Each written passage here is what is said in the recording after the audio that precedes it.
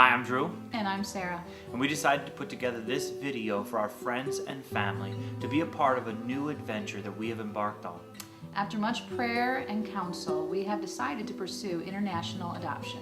And we want you to be a part of it. We know that this is going to be a long journey, but we're really excited about what God has in store for us.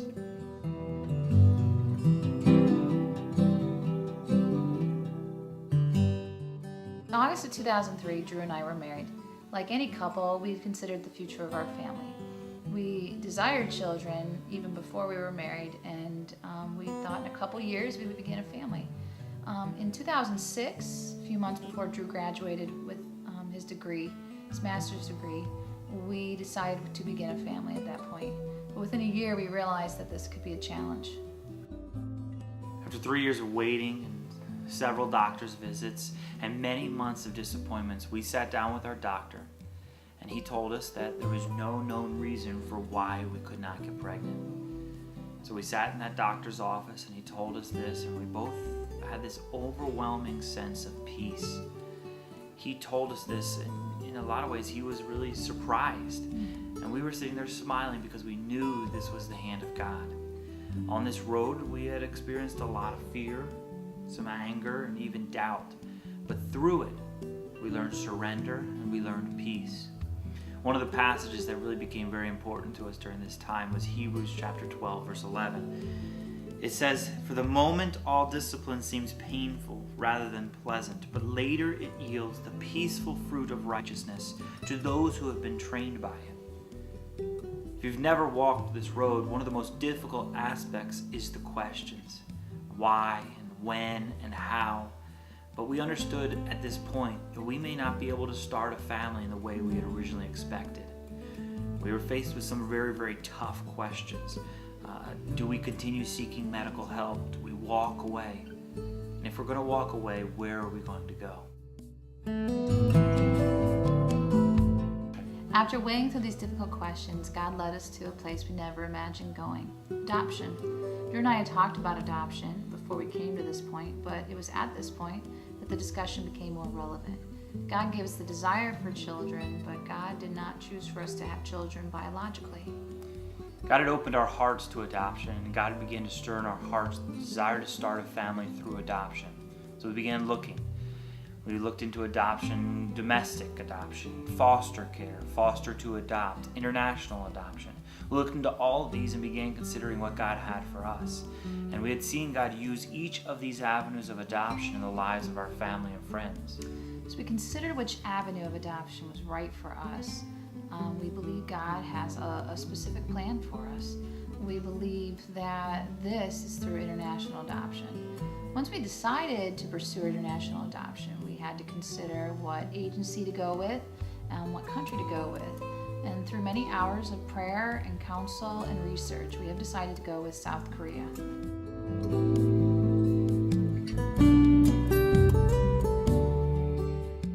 Some people have asked why South Korea, and the first reason is because of God's leading on our lives and His affirmation along every step of the way.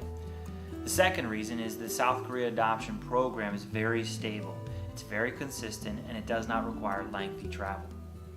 Once we had chosen what country we would be going with, we had to choose the agency that worked with South Korea in the state of Illinois. We also wanted an organization that had the same biblical standards that we have. With this criteria in mind, there was only one choice in the state of Illinois, and that is Bethany Christian Services. After deciding to begin pursuing adoption to South Korea with Bethany Christian Services, God began to overwhelmingly confirm our decision.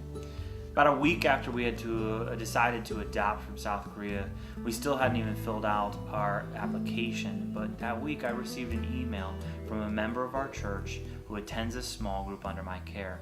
And in that email, this couple shared how they heard we were pursuing adoption and that they were also pursuing adoption through Bethany Christian Services to South Korea. And we were just blown away by the fact that another couple in our church so close to us was pursuing adoption to the same place at the same time. And so several days later, we went over to this family's home and had dessert, and we shared our stories, and we realized that night exactly what God wanted us to do. And 2 days later, we filled out our preliminary application and sent it to Bethany Christian Services.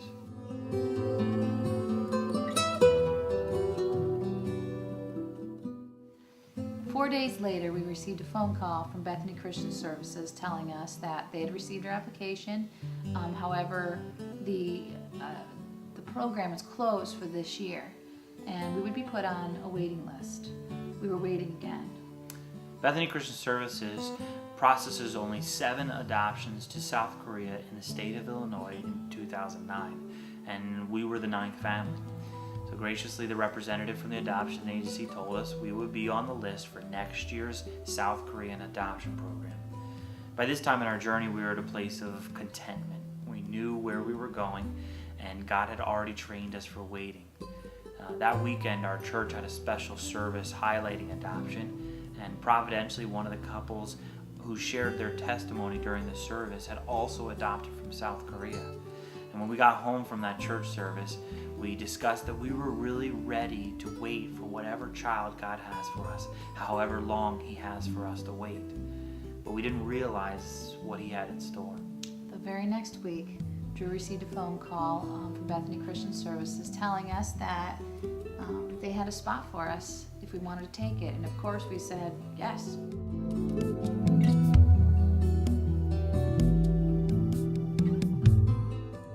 This is just a glimpse of our story, and hopefully you're beginning to see where God has brought us and where He's taking us. The process of adoption continues for us, and it's a long journey. If you'd like to see a step-by-step outline of the process, we'd encourage you to read the article entitled Steps of International Adoption. Adopting a child internationally is not only very long, but it's also very expensive. And the next chapter of this video details how you can be a part of our adoption journey. Let's be honest, the cost of international adoption is way beyond our own resources. We're not showing you this video to ask you for money. We're asking for you to join with us in prayer. A close friend of ours who adopted domestically shared something that stuck with us throughout the process. They said, God cares for the fatherless. He cares for the orphans. He will provide not because of us, but because of them.